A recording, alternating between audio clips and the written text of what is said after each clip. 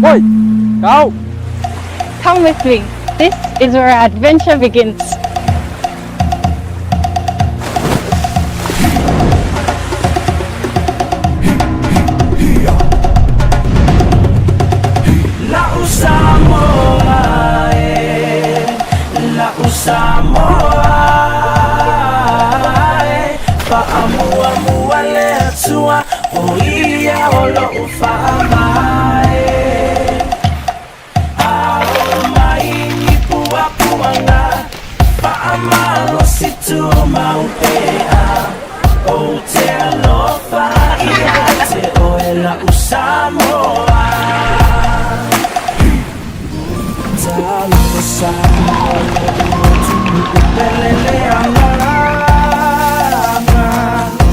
I say yo pese atu mafamatala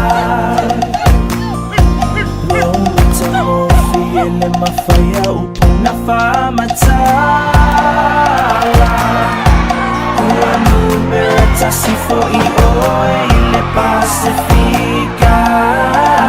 La Usamoa La Usamoa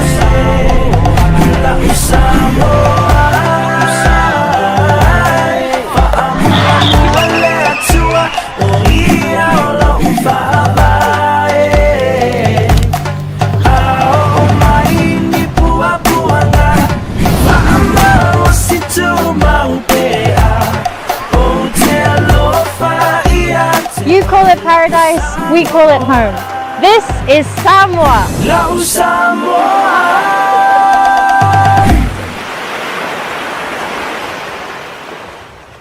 Afio maya, ilo ainga. Leno fuanga e matua fata waina iso o stangata. Au e fata pena I mono tu wa eseatu, siaki mua mua o pepe balanga I le malaiva le tele. Ona e anga ine ilo tutou wavandi, o lo o yai le tato VIP terminal. Ma e whaanga solo ai loa I the security. Ona e ulu whalero lea I se vai gai matua I maa hofa tele lava lona mātou o fi. Le whale ono airport VIP. O lono winga o oe o se tangata matua tahua tele ia te matou.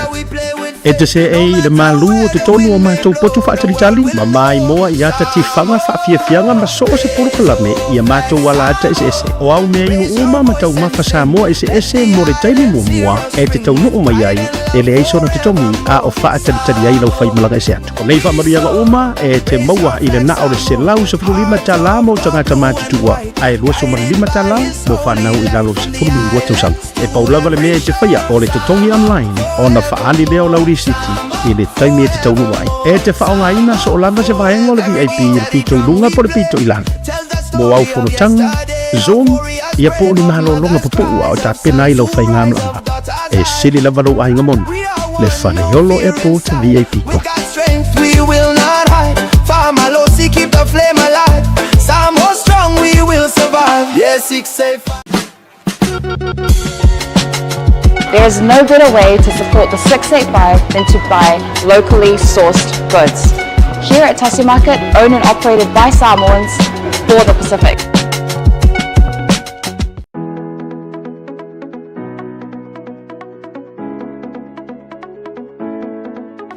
Hey, have you signed up with BlueNet yet? No? Well, let's fix that. Head over to www.bluenet.co.nz and hit Join Us today. All you need to do is fill in your name, date of birth, phone number, and a few other details. This helps us get you set up faster. We'll also need a photo of your ONT serial number and your modem. Not sure what an ONT is? Don't worry, this is what it looks like, and every house with internet has one. And make sure you have a valid ID and a utility bill or government letter to confirm your address. When you join BlueNet, you're not just getting fast, stable internet. You're also supporting shows like Tautaiae, Breaking Waves, and Sports Salanoa. Your BlueNet subscription helps us bring you more content. If you sign up this month, you get $10 off your first 3 months. If you have any questions, call 0800 258 638. Join BlueNet today.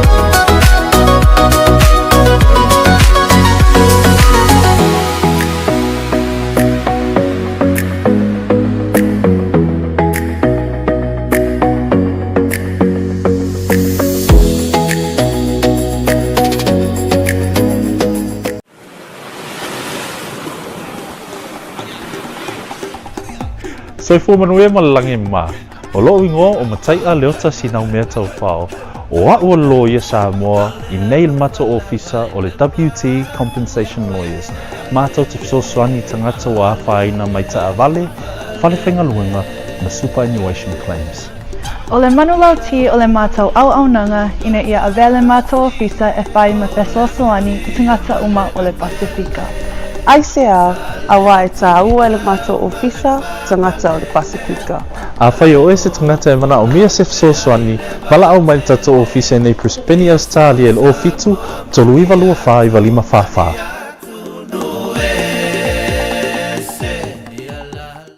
Mo le whaongaina o le talo. Welcome home, where every guest is treated like a VIP.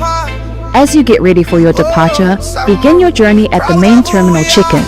From there, head to the VIP terminal on the left and make your way through security.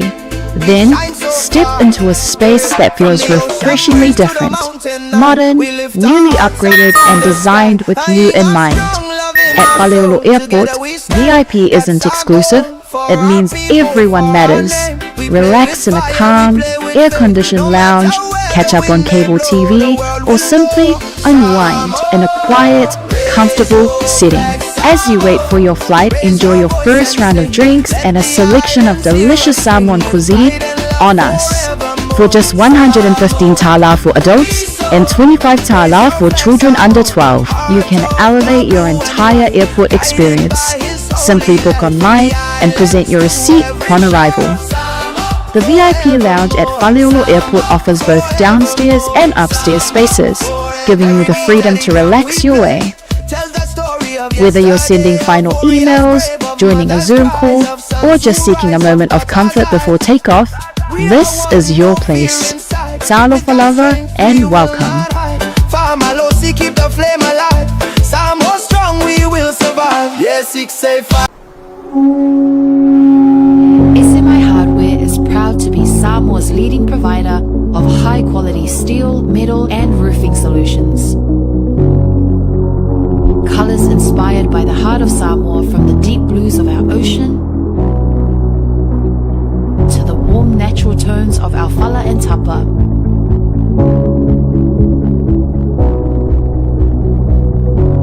To the vibrant greens of our island plants. With over 12 colors to choose from, you can find the perfect look to complement your home, business, or community project.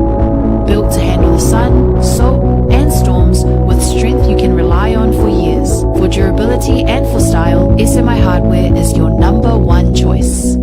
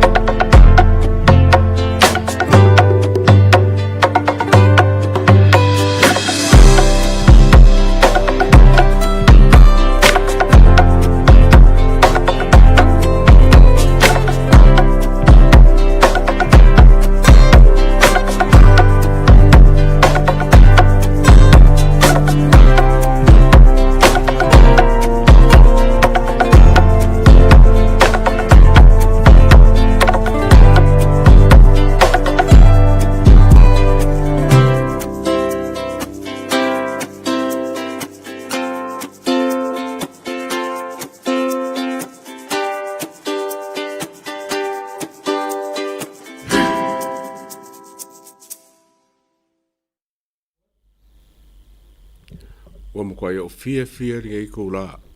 pa pelo ya ko pa ia mo ko mal na ko foro ka po mai ka ko program masangi ta ta ya I kai mi ba ya so ya pa pelo ya ko mo nga fia ko pa ia mo ko mal mo ko sa ko fa nga o ki fa ka lo fa ko ya sa mo fia ringa ko la fo ye fa ya mo sui o ma ba se ru ma mai malai ya siaka wale ma fai o fa ka sima se kai mi ngo ka ngo kula ia me lai ya siaka ya mal mako ofisa o Blue Wave TV ya mal kako producers ya Hana ya papefo ya kao ya male sunga na fakasi ya fuimono ya o mako ngale mo fakasi ku kai mi ngai ai o kai mi ngai sail bala ulia mako le au da kuskala la mako ya ngai ngusida mako fakasi ku le mela ile pa mia onga o le skonga ngai se fakse kala mo pa mia o le o ke mai ko pa mia o ke ka o ko mela e ala wo ku yo o ke mai le skonga ile ke ngai ya mo fo se amongo e fa ye onga mai wa o marosi mo kwa le le ako ko pe kai e inga ia sia ke luope e lua nge ba aso ia eri ko e fo ia ku sa mo ko fa ka siai mo ia me uma desi me fale kon ai o ngeila sa il wala ia fo nge ma ko fa ka sia ku o me la ile pale mia sia ma ko fo ia kargo fa press conference fo dile se press conference po me ma se nge ko a press conference fa sam mo yo o lo la kula sia ka fa ma suyer ma po kalame ia au sau I fa sinka ko kula po sinka ko lo kula ka ke ma fuka ko inga ia awangi misier ka ko proclame foi ia ma se for ka nga mai o le kungu o kala fiela nga ile I pare mia masalo pe ko lima ko ongo la ko lo fa ka se ke ngai kai ia onga skami mo me se kala foi pe fa ia va mo se kala po va mo pele mo salo marka po kala mai le mai la ko kala ngo lo fai ia ai se foi nisi foi o me lo fia singa foi ine kako kai mongu mo nge ya bango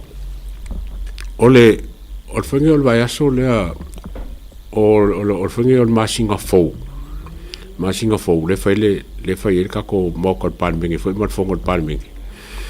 o nga le fa mo e fengi fa ma vai alo ia fo ia e fengo fo ia tu ya mai o sa fa kalua ia o ka ki fo nga fa nga paroka si kako ba ai ia mole salu pos cambio yungi por fa yungi ia on fa ila ia le o kako pa election sa fa kalua ia ala so lu fulongo ngai o kako mo manga me wala nga lewa o ia kala fo kako mo ia a me se foi fa ma va nga fa kalonga ia a paunga kai mi fongo pan mingi fongo mo ngat pan mingi fa so lu fulongo o me ia onga fa ma va lo ia le o le fianga fo ia tu ya mai pan mingi ia wa fo ia fa nga pa lo kolo se fa nga pa lo ka ru makul nga kai o le vai aso le fa nga pa lo ka mai mongo ko ke le ka ko fa nga pa lo ka le fa so solo mai mongo ko fa nga pa lo ka le so le akule yon ko ia nga ka ko si le fi o malava ko fa lo malanga fo ia fai mo kofi fo le kumalo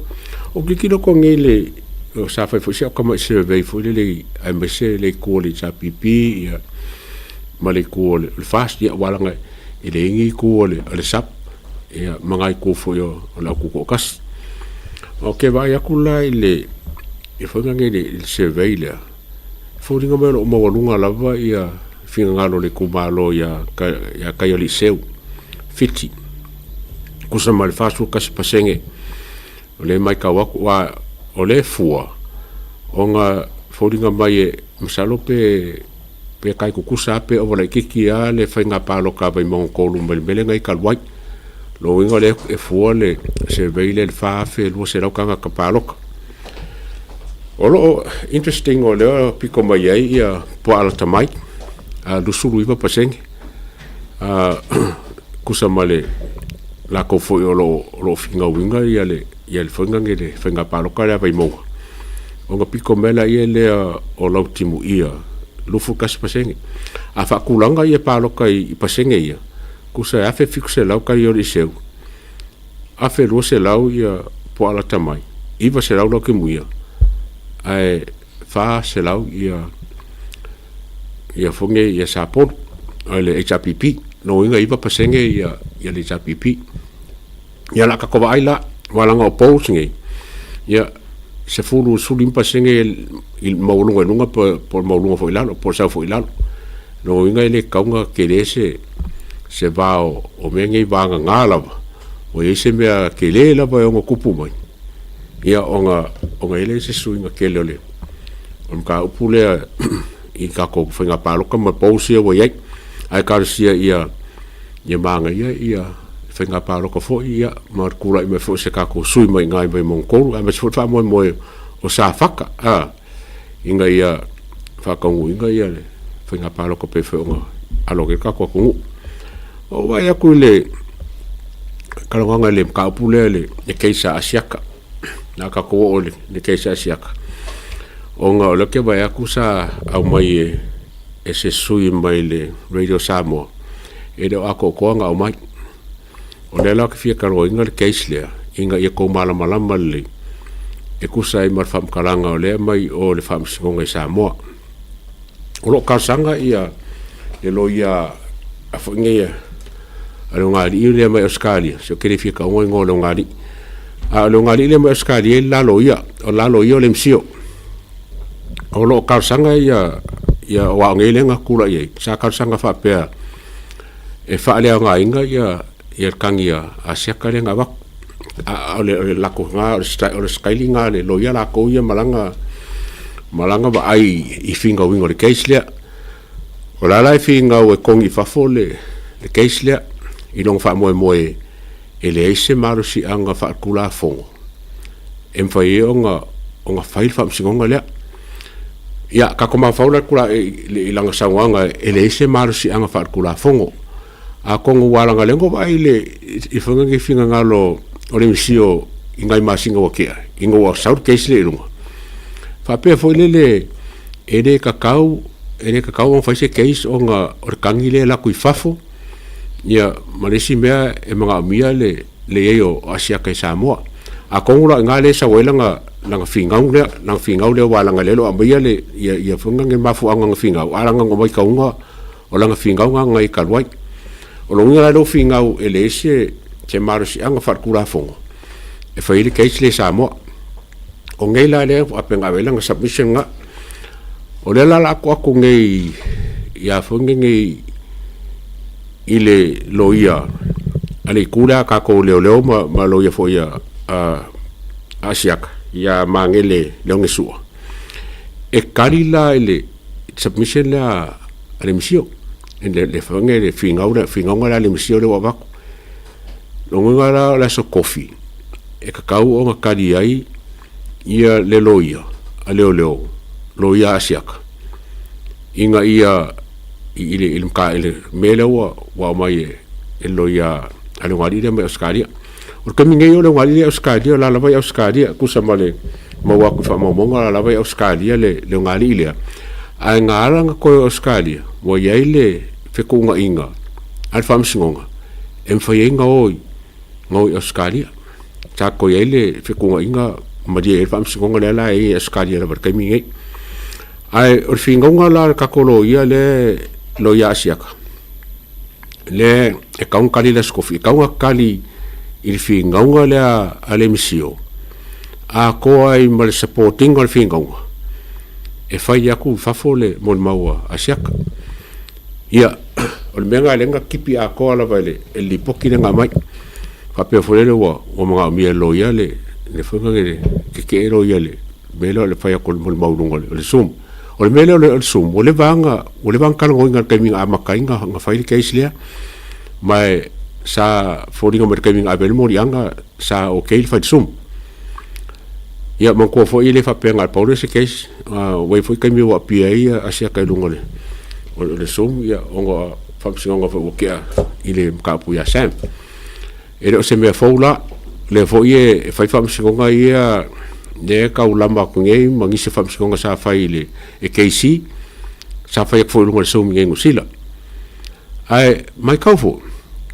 wala lo ki kilo kilo la fa kiole ne kangile asiaka fa pe kaunga la ku Samoa wa umba nga family inga onga le lo ia siaka wa umba nga family inga ia criteria ia por threshold ia por me fo iwa e manga mi leo e ma fai o nga fai le kangi le asiaka ua whaamaria inga umala vai ku e le ngaka whaamaria inga ai ua waku whaamaria lea la walai o nga fai le keisi le Samoa ai koe la lako submission la le la whaingi le sa kofi e koe whaamau ku ai o le mori mau e fai aku lunga le zoom o le mka apuranga le iei le whainga le keisi le asiaka e li whapea ua whaamau ku walanga lea wa eko le aso o le aso o iulai le aso rua se furu ia le whaamsingonga a submissions la ia e whai kaimi ngai inga ia whamoku ai ia le walaunga le aso rua se furu o iulai e le la se mea le angai le whai le zoom o le case lea langa ele o se mea le whaka la whai ngai le submission ma le kani aku le aso kofi a le mea o le vanga whakakia ma o sila fia fo le whaamsingonga ai ola ka ko ai la so coffee ma se kali me for fam singonga ia onga ka ko karngolo la ia le po la ke mi fai ai ma fa onga ia la fo la wala lo fai ai wa se ke ole ia le finga ole ale lo ia ale misio ale lo gali le oskali onga fa pe e de se marsi angal kula fongo ole mori anga le fai ole defamation po le fa langa whaanga inga o kamara inga o kangaka po whaanga inga o whanganga le o reputation o asiaka e le ngaka renga ai langolango inga fo ele criminal libel law longo inga o lai whakura fongo ki le lenga le whingau le misio po le alba ai e whamsingonga e mwhai ei onga kirikiro le whingau le ai o ke langonga e whakaungo inga le whamsingonga pe o kirikiro kwa uia kulanga le boiai o skasi o update o le ke ba ki e mea whainge o le case le a fonga nge alise lenga mo ri leo e se furu iva mo ri anga mo ri leo ia lise e kusa ma le kusi lenga na fai lise lenga fai ave ya fia me I kaimi fo I wa kopu mai le mali fo ia carpet ia mai fo mai kinga fo ia sia le fe jao papari nga mafu mai ko por kusi le msalo kako kalongo msalo fo fa nga karo ia fo pokara mangi le kusi le nga fam kala inga yelise ia le maliu o carpet nga avela ile kusi le ia fia me kasi ko avela si kusi ia fia me kopi ai ia fia kopi como singo leo kopi ai mali miska leo fa lua nga ko le si kusi long fa nga fai ave ole ave kopi uma mar kusi ave ole ila malo ia mar kusi muri nga ave le ombudsman o kusi nga le nga ave nga mafu ai o nga fai mori anga o lise fa pea ele sa o mai le fa mangia o le mela le o ko la mangia o salo ai wo ka man ko foi langa o mori anga fai kom singo le lo ya longo ele fai lang ko ave se le mori anga le o la bala e ka minge e fa o wal mori anga le ai ele me fo le wo so mai fa pea e yaise mori mau kuskusia mau kuskusia asia fijao lenga maliu mai fat pui o loko langa mai le menga e manga o ia mkanga no fero leo e fa ngale ia mon maunga ai o le mea marie o le family loya ngakele ilo se loya la fijao ia kinga fo ia por kai fo loya ia yungi support ele o ia mai ngakele o iloa mai ele mosonga mama maanga il kusila le kusile o ka o ngema malanga I fo ilunga mai fa nga almost from my hearsay evidence o fofo ele me o fofo ele me o so ka ko fam singonga me yo hearsay evidence o me mori mau kuskusia moni mau fa alongo ai mga mia fa nga ko ngol fam singonga lesa fai I le fam singonga ko lupe mai koi fala lili o le foi e kau malanga mai kamiringa ko pole pisa ile me la ole fala lili mai si kumalo ale fo malanga mai ile imka pule ya ficha sia ficha fa pose mon man kuskusia ai sabe por pula esa hearsay evidence o ngo winga o le sime folele kako kilo ema kako mai kawa o hearsay evidence len ko pu ya ko lupe ele mo ma e fai ale unga me fonga len ko PDA ale fo usau ile in ka upule o mo liule le mo ale fo la fa nga ele fai o su se kanga ka o mo liu ai fa nga sa mo kuskusia ele o lo ele loia le ma kuskusia le o le ala o kar sanga ia le loia e fia va ai la el mo le la fa nga ele o leo a kongo ese menga kuskusia nga fai kai miolongo ka ke le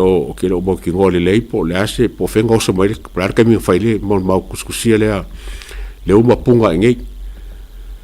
peng fai kai miolongo fai la vakasi ma fonga nge male la ko sure nga fai ia po la kai mi nga fai ai o lo ke ia lise I mori anga umange se furuiva ole o la sopaleile la sopaleile ngai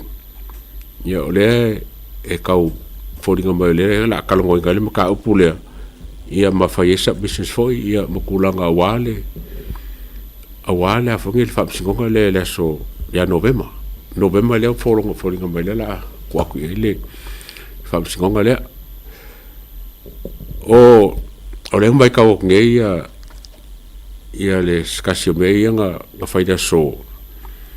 o le whangi o whamsingo nga whole o le mori anga o kama iku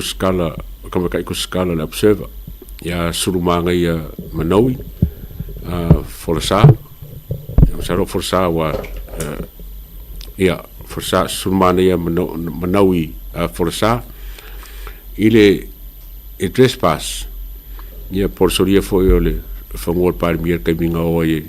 kam fai la ko skala ia ma kai milenga mori ai o le la o September ia le o September le fa le famsingonga le a man ko fo kai minga mori ai sa fai ku nga fonge sangi e solulu malava every Wednesday e ka nga sangi fa ka se mal ave le passport o ngeila o le wa veser ku nga le o sangi no nga le ko sangi ai o ka fie pele le passport o fonga ge o menga le wa suinga le fa ngai o ka upu pe nga singer ko kele ya Marietta le foi ku skala le al observa le nga le safa mo le sanga fa le kala vole le fa kupu e po skala ka fa le nga e a fia ia lo foi le parmia le fa pesa la bere ka va le leo ma kulang fa penga ele isaula ele fa pe wa vesea ai li ol fa solonga ilim ka upule le vei Marietta longo winga o keise si e lua le al fam singonga ile l'observa le la way update nga ya sulmana ya Marietta fo ole o fanga ngol fam singo ya la to Rasela kama ka ya kinga fo ya la to Rasela wo fai lo longa nonga fianga iso kanga ma sulmanga ya forsa ya maka kele kulanga le wala nga o me la wange le ka ko pisa ke fam singo ngi ngi me ka so kanga manga ya kele le melo o fa ka inga le fai e la to onga le la so kanga fa ainga ma sulmanga ya io karsanga inga ia fa me ese ia male kulanga le keisle no mo inga e ka su ese sia ka ko famsingo e fa wa le keisle ale funga sulmanga ia ma famsingo ai o se fa ka inga leile mo se kal fi foi le o am fai onga bave onga fai lole on fai lor so kanga le inga ia fai ma fa ka inga is foi me isi keisi si no mako balango ka ko samo orkeli ka ko so kanga ai e se keli lenga se keisi wo a kongu nga yai o fai se lo ia onga declare pe fai loa long so kanga ma se o lo il fam singonga inga ia sa o ma kongo ma mi kongo i fai unga ma le fa ngasolonga o morianga fasalanga ia ma se fam singonga e fai mo se kangaka ora ka ko break onga ka ko belole ia ko e bakulisi baanga ka ko karonga fa ka kalipe kai mo se kali o mela e asiaka ia ka ko mafuka kula ile singa kai popo amor ka ko break fa mo Oi, kau. Come with me. This is where our adventure begins.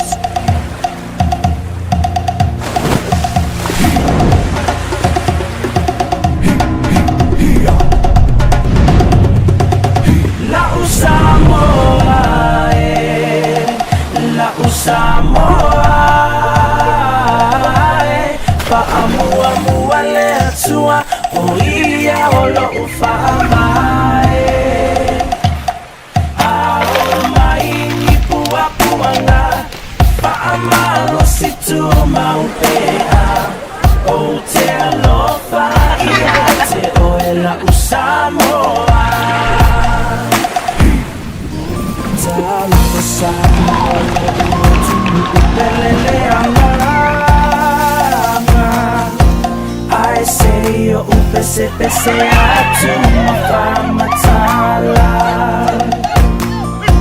Lomata mafaya upuna famatala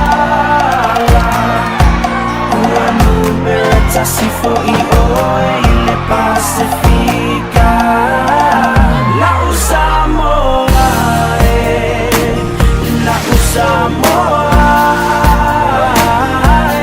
Paamua uwale atua Oia olo ufaamai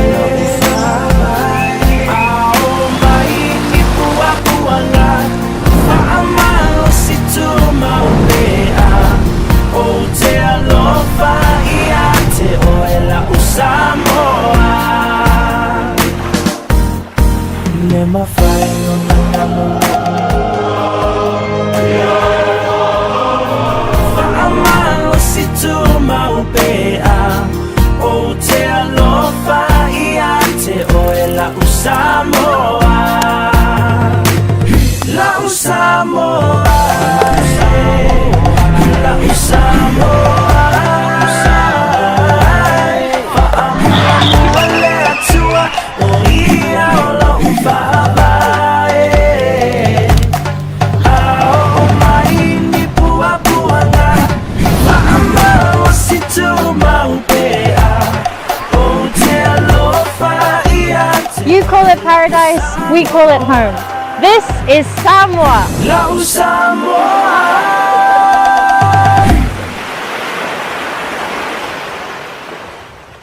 Afio mai a I lau ainga. Le no whanga e matua whaata waina i so o stangata.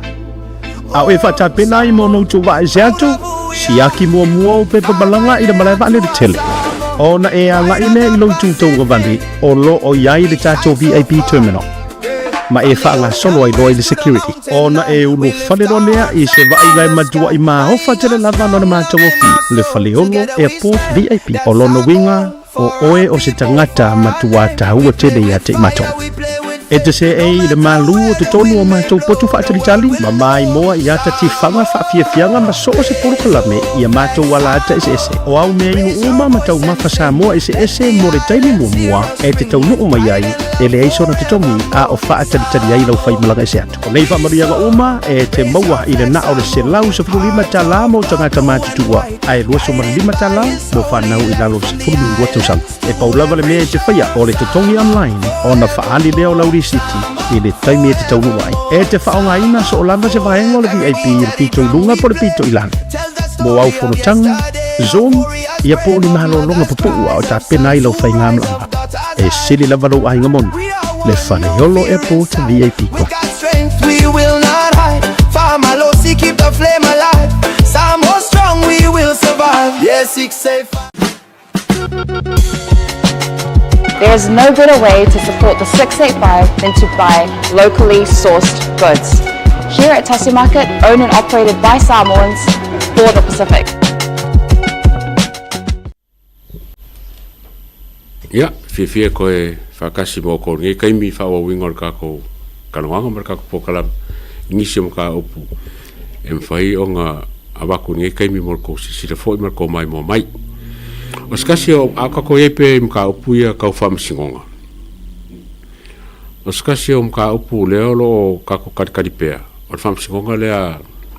I le whionga fōi a koe lupe e sa whema sui pari mi o kako malo o le vai aso renke ngei sa ele mga upu le e koe kolo le kausanga ale ku a koe lupe koe kolo le whamasingonga o ngā e lako kausanga whongei mole mor ko ngā koe whamasingonga I le whamasingonga maurunga por kora whapio o ngō wharonga ko o ele ka whapio o lo ke ele KC ya Harrison I le koe mau sisi kaimi koe kolo ai a le fo ke bonga le update o le o ye ka ko le si KC mai ngusila o le KC mai ngusila le sunga ya Jack Holder o le afai ma KC le fio ya ko lupe o le ka ua I o finge o ka ko famskonga nge ya fie me o KC ya Bookings Council o le lo ye mo ko lupe o le o le li ilo ia mai Australia ia Peter Lifko. Peter Lifko inga ua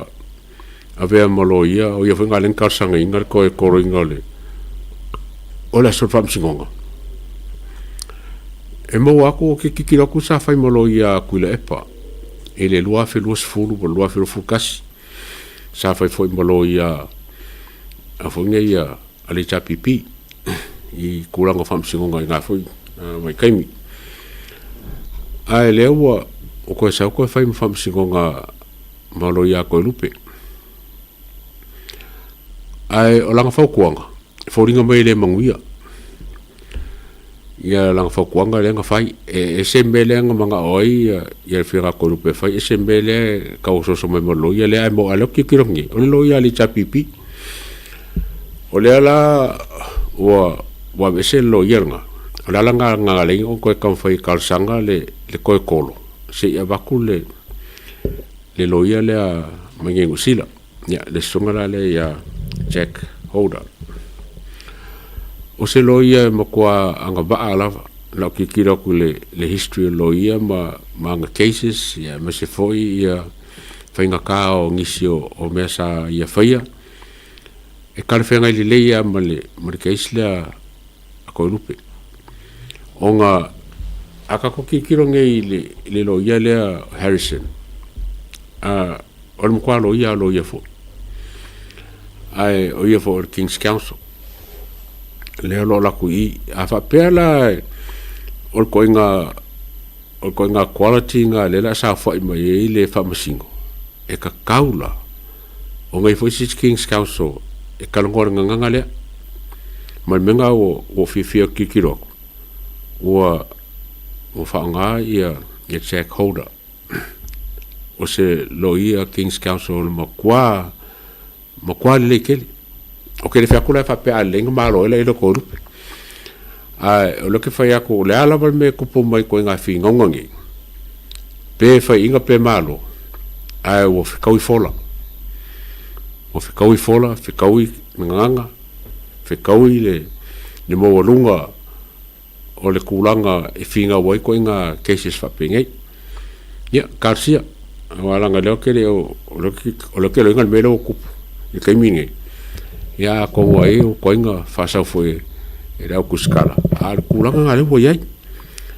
se ka ko baila le kulanga le fa ingol masinge wa pe mo la skor se fu e fai on ko fai le ko bala o kulanga le ia fa kulanga ia va ngole o case le o ka ko kala fa fam singo kalanga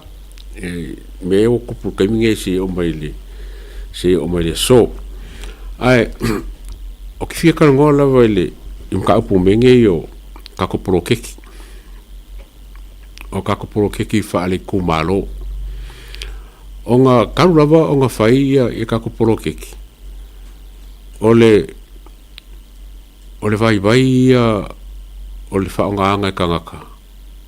ole ka ua ole pro keki ngai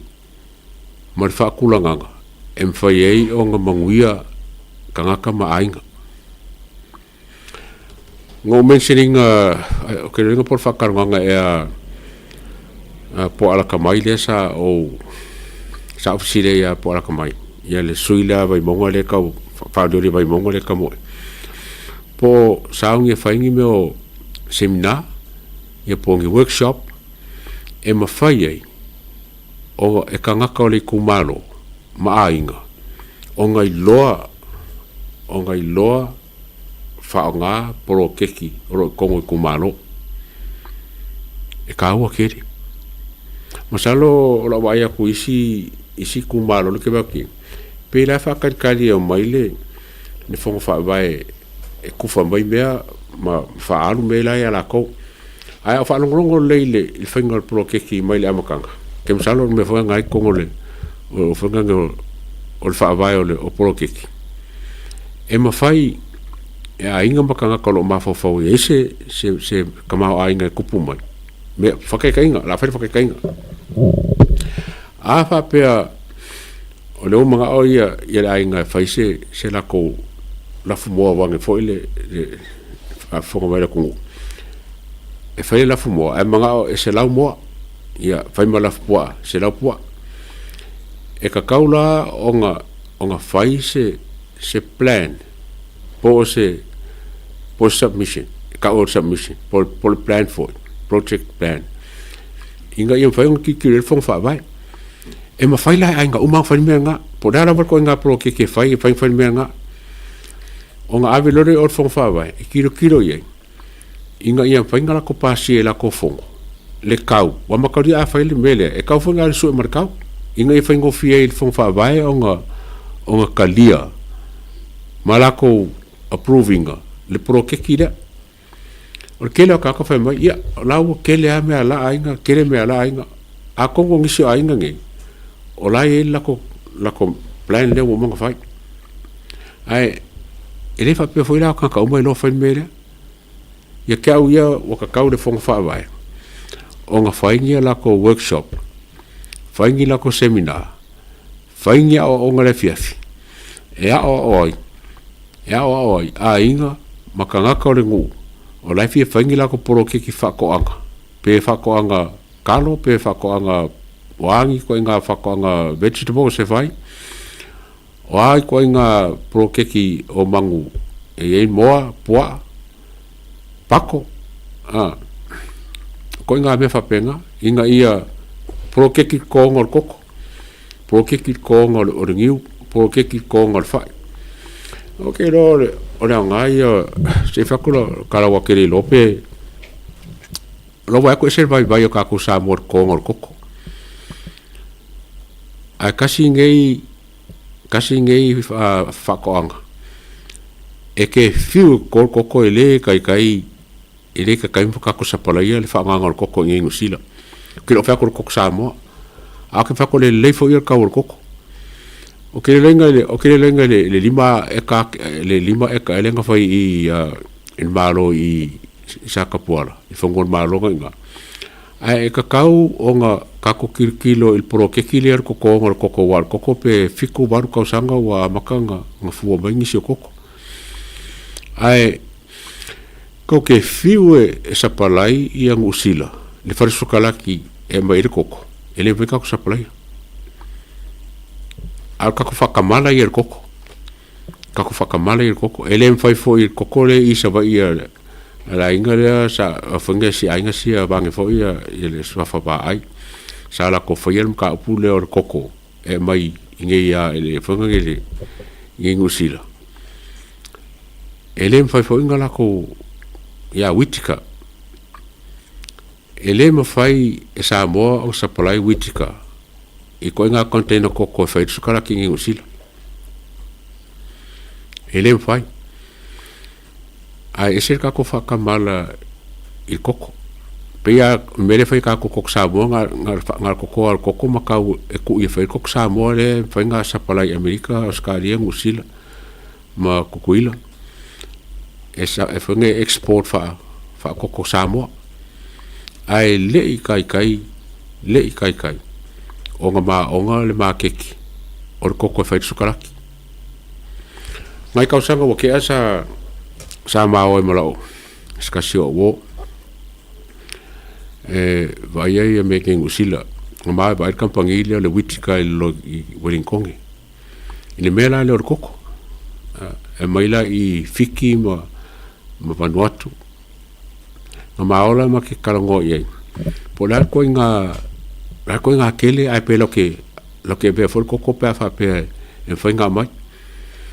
ke no ele se me nga uminga ma ke kalango ko le ko manga ka malo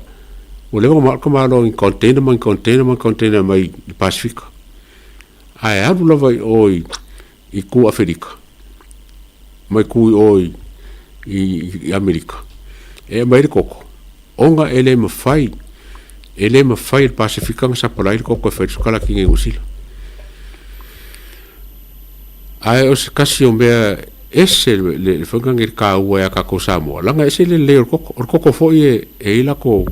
le ko inga koko ko or melanga e ka o nga kikira samo e ko inga koko le mai o manga lo e fonga le official o stick sama ko kalongo ma official stick au fai o masui ngu sila e ba ayer mka opule o mo mako karongo ko nga koko e koko ma sa fa mili for steak sa fa mili fa ka awala ngelo koko uma e le lei moskala ki e isi koko a fa e ko nga koko e manga omiele e witika fa e sukala ki ongo le lei sukala ki top quality e mo sa mo koko ko ya ka ko mo sa mo so ko nga ai ko nga koko fo le a koko family e pe ka or koko fo le ka o hybrid e nga fo koko nga e nga la fa sukala ki le ave Malaysia o nga ya nga uma por ko nga ko a lenga ma ke ki mo ka ko fo ya ai me sha ma ke ki ngo sila la ka ku sa mo le fo ka ku sa pre ngo sila ko ki a korsu container ma singa mai e witika mai ko i ngu Afrika ale la ka sa mo ma konga ma fiki ele ma fai ka ko fai en container se luar ma singa eu arkas a keringa ole leyor ka ur koko nga le ma fa ala ma soka ma mai ngi wa for kaunga e adu ka ur ma keki e control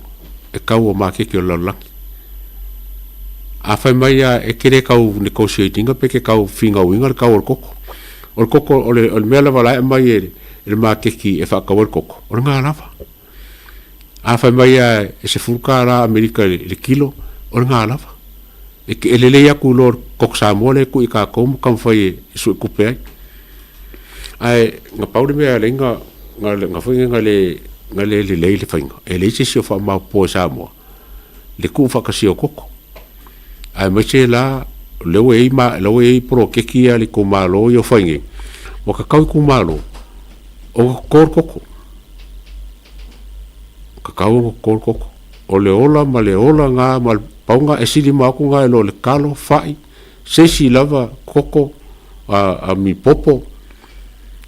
Mo te sia mea o Samoa. A leo kala ku kasi nga afa pe e kele koko e fai a mo ko sui langa lo ke lenga ka maro lo ka maro ma fa e le ke kai fai ka ko sa mo ku fa kasi koko a fange fiki ma sa mo ma no e le ke kai ma ongal ma ke kia angusila o ke lo fo ka koko lenga koko i sa ka pola pe lima fe e ka le sa ko ai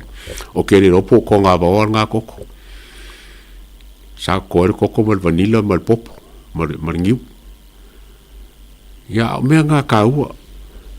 e ala ngo kala ko me nga o lewo e ya kupe ai kumalo lewo i kupe kumalo ya mas awala la mfai o nga rue fa kasi le ofisa fa ko anga inga yam fai nga la ko ba kuar ko inga fa ko koko le manga o mie e ngusila e witika e koko ia e mo ilava ko inga ko fiku barco au sanga o vai si koko o barco au sanga o fu ai e fia ka sanga o fa ngar koko nga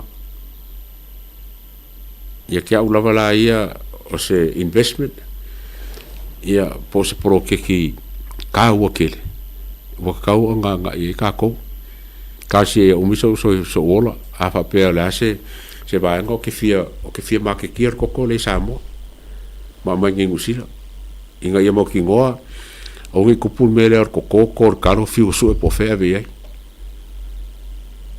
ai kor kalo ia se mangul ma ke kile Amerika le ia ku i kokuila ia se mo ku fo ngai ma ke kio ba ku le o fai ia kalo frozen ia ma me fa penga ia la kangi mai Australia wa fia ngi vili mai Australia ma Amerika po afe ba ko ngila ko kalo ai anga fa pela or kokol mele ere kausue se make or kere foi nga lo nga ferkalo ai fa kai ala ko la ko foi le kalo e foi le ne fionga foi a sala mtua ropi la wanu ke ba ya ko lewa wanga bayer container fo ile frozen nge ngusila ma se me le kele nga so sange ka ko kama ai nga Samoa ya me se foi ngai fa ko anga o manga ia la vai ko I makiki I Samoa o wa ke rango fa peris kai ole pele o kalo fo le ave male ke pula ai o manga ko ngengo ki ku desi akale ngo ba ki ngapu e ka kan po e male aka o fa ka o mo ke pula ke lo kalo I makiki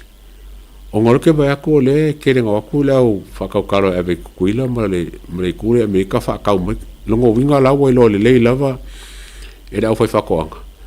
e ela foi fa ka kalo e waku I le makiki mor kalo ave fafo ia wala ngo o ke pula o kalo nga ave fafo wai aso ia unga ese ke pula ia o kalo la nga fa ka loko ka ko fa nga loko a ke lo kalo o ke fa nga ke pula lo winga fa fe kai ala ko lo la ko fa ko ka kalo le ia ma ave I fafo u ia ku kuila nga Amerika ia me se foi le faingo container mo ngei musila leo le lekele fangele fai wo o fai onga frozen ia o kele o mauna makele le awala lo fai Samoa ia po fai o fai ai kasi nga ba nga ka o kele a le lavo ki kankan ya koko onga o lea o ke lo le me a ver koko e o ngomre kui ai le long ka ia nga fa so nga le ka u abaku awa ia awar ka ko prokeki e aru ro ma fo prokeki milionga kasi milionga barsela wafi le fa umange ai ulai 2 milionga ngala so mai o ke le lo pe fa fea o angi prokeki o fu mo ngeme ai o ke lo inga fo ele fa ele o ma fa ka ba ele ia fon fa ba o ko malo ko kas o la ko nga o le ki o la ko nga o le fonga o le insinga inga le prokeki le inga ia mo kingo e mo ngi sa mo mari ko malo ai a fai e makala fo il fon fa vai ma train kanga kama fai la ko workshop ma fai la ko seminga inga ia palai ya ko meia e o mo ba fa ngoka ma me so ko inga me fa penga inga ia mangu ia ko malo o le nga io o prokeki nge fai ka ko masalo o fico ki kilo pa isi se ko ngola lange fai me le fai ka ko kai lo ke wo ye a ke mo wo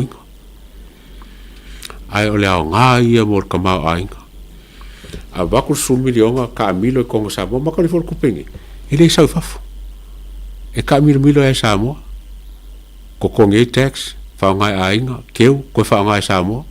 ele se sa ma ave ma ben kupe sa mo faf o lo winga la o se mo kwa ai ki le leila va le si lo se furu ka sanga o ka ko ai lo la ia le in benefit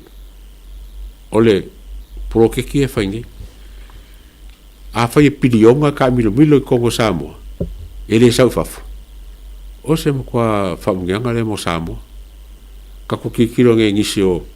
o kungu o ke a finge ele se kungu nga la kamai ai fa ke kainga o Singapore is a city state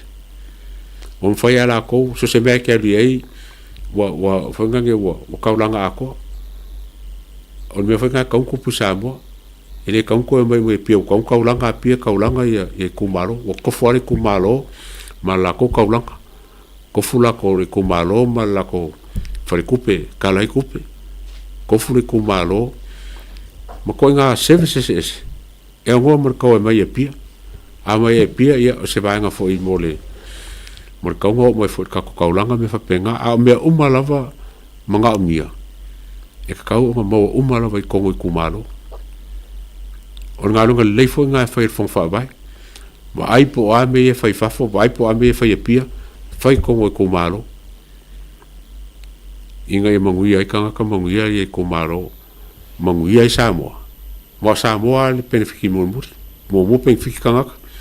penfiki ngu penfiki kumalo fa soro me lo malo o le nga ka ko prokeki ma le nga fuinga e ka kau o nga fai ma fa vai fai ma singi fa mo moinga o ke le foi la ko yo o ka ko kam fa ngau en fai nga so sangi be pe a lenga fai ka ko ulu Kwa o kia kako uru. Ai, kasi ngā vaenga e ser ka ua. O lako ngei o ki kiro e kemi o lako i Samoa, ki e mai oi, i malai vaile le sau ia pia. Lo whanga ngoi rawa kunga waka kui lalo uru alai fua. O kipi la alai lalo, bangi fo whawhonga mera kunga. O ka kia uru lalo alai fua, lai fua uru. E kele o kausanga e koko e se uru. Inga ia maua mai ia ka maa a inga ma le fua le uru. E whainga whaonga. Ai, o whaalalo se uru. Mangila au ngā. E ka kau ang kako kam whai pui si o manga lea. Kalak nge ua le engi lo pā. Ua le engi pā si o sa ola laklakai fo pā si o ko ngā wao e sa lelei. Ua le engi soa. Ua le ele koe ngā whai fo le mū. Masalo ngal kaimi lava o le ngal kaimi lava o le fo ngei o le ke wila. E ke kau ba ai e mei. Awa so umwa wa ele koe ba ai kelo mea sa mo al kasiva kua ku le funga al kasiva fiku o. Pe o mai lava le afar kasiva waru lima. Sa kele ngama wai mea. Me o le ngong fia. O le ngong foi le mo marikasha nuts. O mea ma mea kau kako anga e pui kako sisi o manga. Inga ia peisa mo al parkai so foi le mar fako anga e kenga. O finka ia ka koe mo nga kurang. E mo e konga. Wa mo foi fiki. Man watu lai mo wa kele o me fa penga e ku lai mo wa. Ai ke la ko sa mo me sa kele ai. Ole ai. Ai kasinga singi fa mo inga aka ko pro keki. Ma le whangwhawhau kua ma le kumalo. O le whaasao inga o kakola au ia. O le lope koe mo in kapa. Lau ngingi. O le la au anga ka. O le ko ngā wao sa ia so ia. Ia masalo ai ua ma maori me mawai. Ai o la unga ia sosange kuri kako po kalama ia masfoi ia pro keke kumalo. Inga ia o ke whia ai ua mo ka mau a inga ia i Samoa o ke whia ai ua lau mai mei wa lele lau mai mei wa alalo o wai kunga ua le koe kusimangi ai ngai kupe i fafo ua kele ala kou kupe o le maa ngai i o ngai mea ua maua ngai whamungi ngai ke a ngai ka si lau lima sifuru le ainga ele i kupu kango mawhau i aso ele ingai mākua maga ai leo whamungi ingai ka kou ngai mea karu kula i mea whainga malo ai mo se foi sa whaka ma whamungi anga wo ea sa whaka ia ai kau kere kau kikiro i ngā whamungi anga o le whamungi anga siri lava mo le kumalo o le kako pro keki o le maanga i o le kaimpupu le wai ngai le kausanga le asau ngai lua fiku le 2 milionga a le ka kia le milionga Barcelona o le soi roi koi kia 5 milionga me le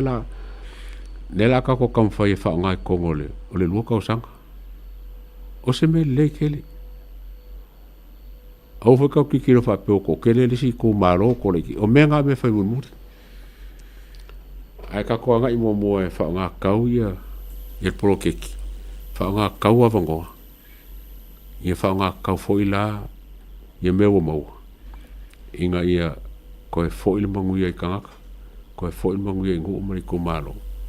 ia ai fa si le foi ia mangu ia mo ka ko fa nga malo inga i ka mi milo kupe ko Samoa o ngi ka milo mo i fafu ka ko foreign reserve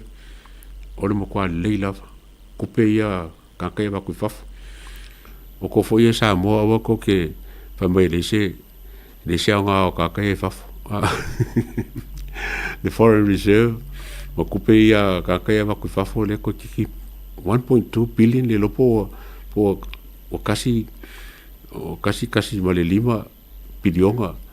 le foreign reserve ka usanga sika ku kiro ka kupe ia you like po le ase ka kua a fafu wa kupe nga ma kupe nga ka ku nga ka kai fafu le nga kai kulisi mo la ku Samoa local tourists au kupe la fa ku Samoa mo kupe mo ku fafu ya le ngofo ingusi e kapa ba el malo ia pasela ko kulanga fo e fa nga ye e ku sa markama ai mo fica mo le funga ngele ni pichi coin ai se yo karongo ye si skin langa lo que va con le vela ya medio que quiero que el Central Bank me penga ai ka ye singa kai Michele mfainga karongo fo le menga ai ka ko fa keke e yai le Bitcoin le funga ke le e la wala lo le ye mal Bitcoin e lo ile anga ai msalo le se mai ai sa su su le kikile the Central Bank ye ma Bitcoin ye po la le se senga ala ke lo es la fo nga le a fa mai se le a fa mai se anga la ngo ska ka la le me sa a ska ka ye woki le me se me nga le fo fa sa ge usila ya ma nisio akumokuma nisio ngola lang a Amerika ye mai se ku la fa me sa nga fo ma ngai ma le ye ai si ka ko karongo le se senga le o funga pichi coin in the coffee ya proceso le va so se mai ya wal fo kini ba ko sauru ya kula fo su ingor kula fo le Central Bank male la ko okay le ke ka ko pisa nga me i fa mai ale Central Bank ka nga ma pe fo ile ka apa wa me la su kula fo le kalfe ngai mo kula fongo Samoa ma kupe mo Samoa male marka fonga male mal fa foengo o ka kupe mo con le Central Bank ale ya se kula fongo so ku al mele we o ka ko pisa o male la ngo sa ile sa se me ku ya o se manga ku nga musalo ai wo uma ya se fongo asia kamala ku skala o fa se la ko puki ale kariak ya ai musaro pangang ba nga fo fai o ngo pa ia le nge kai ya kari fo ka po kalama ya mas fo se leo o ka ko ta ya ma ya ma ko nge mankau ya hana makau ya ma fo ngo ka ko pure fo mo ma nge mankau o kilangi ya fa pengango fa ko ka ko fera ile skofi le lo fo le to mo bien fa so fo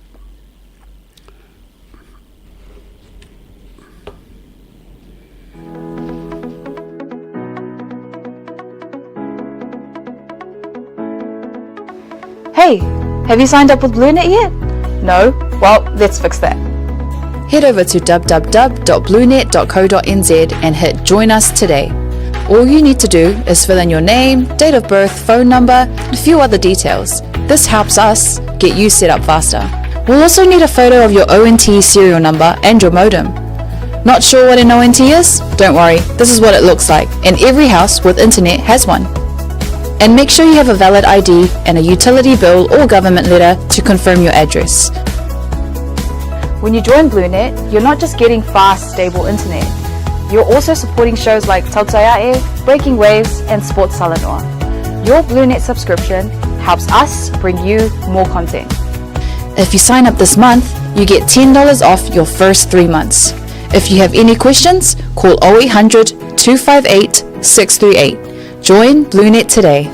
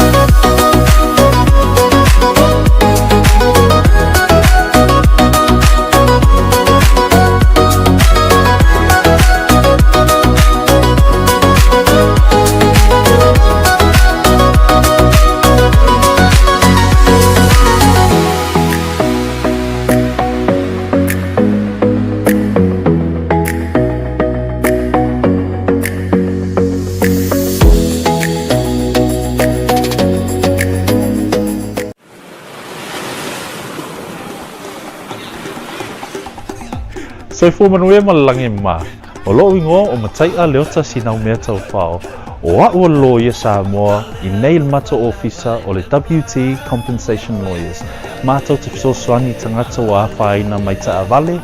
whalewhenga luenga ma superannuation claims. O le manulauti o le mātou au-aunanga ina ia avele mātou ofisa e whai ma fesoasoani I tangata uma o le Pasifika.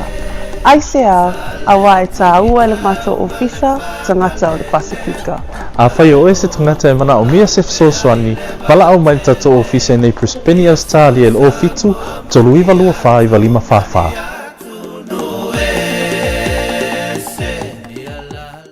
Mo le whaongaina o le talo for voucher. Dal www. Welcome home, where every guest is treated like a VIP. As you get ready for your departure, begin your journey at the main terminal check-in. From there, head to the VIP terminal on the left and make your way through security. Then, step into a space that feels refreshingly different, modern, newly upgraded and designed with you in mind. At Paleolo Airport, VIP isn't exclusive, it means everyone matters. Relax in a calm, air-conditioned lounge, catch up on cable TV, or simply unwind in a quiet, comfortable setting. As you wait for your flight, enjoy your first round of drinks and a selection of delicious Samoan cuisine on us. For just 115 tala for adults and 25 tala for children under 12, you can elevate your entire airport experience. Simply book online and present your receipt upon arrival. The VIP lounge at Paleolo Airport offers both downstairs and upstairs spaces, giving you the freedom to relax your way.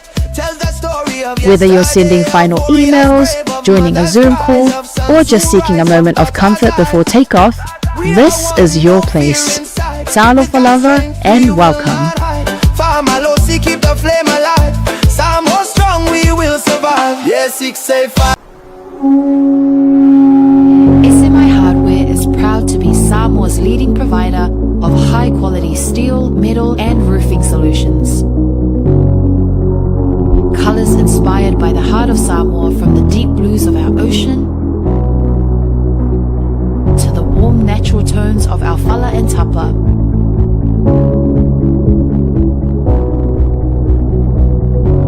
To the vibrant greens of our island plants. With over 12 colors to choose from, you can find the perfect look to complement your home, business, or community project. Built to handle the sun, salt, and storms with strength you can rely on for years. For durability and for style, SMI Hardware is your #1 choice.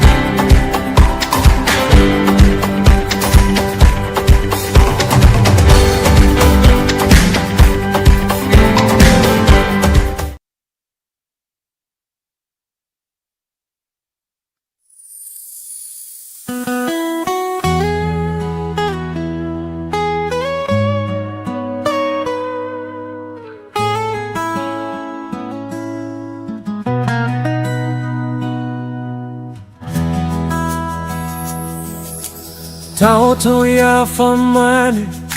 o tailo loto o paya ele sauto a popo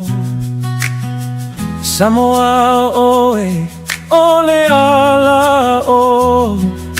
pei ole masina e sao magoto Aua a e nei whanua le whaiva sa tau mate Malo tau pua I aziata ma le tau taia e Fo I le viga I le tama o I le lagi O manu ia ua sao tu alasi Tato Pati ale aso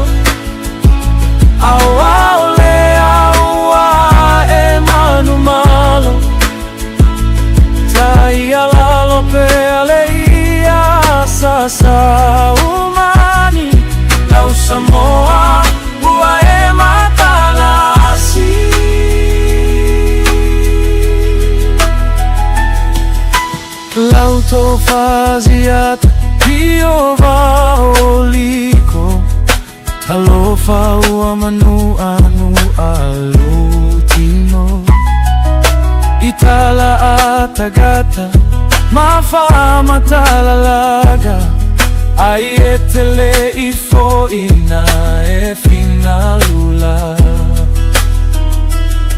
Etele mana o isemea e faala tua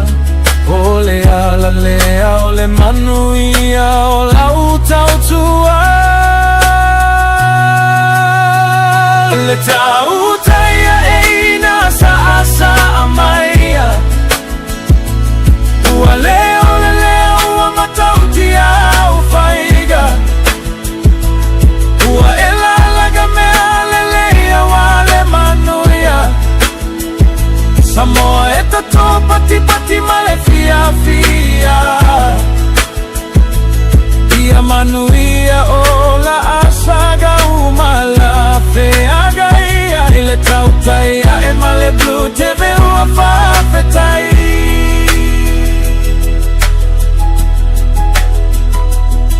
Lau susuga lea taue Oh Godfather Whawhetai lava mole te leo au fotuare E te tui matagi olo e fo mai le luasa O le ala lea wataunu ai male moia E kasi a Sao Paulo e se le malosi Ae olo nau nau ia faile me amoni Le tauta ia eina sa asa amaia Ua leo le leo a matauti au faiga Ua ela laga mea le leo a le manuia Samoa eta tō pati pati male fia fia Ia manuia o la asaga umala fe aga ea Ile tautaia e male blue te viua whawhetai Le tautaia e male blue te viua whawhetai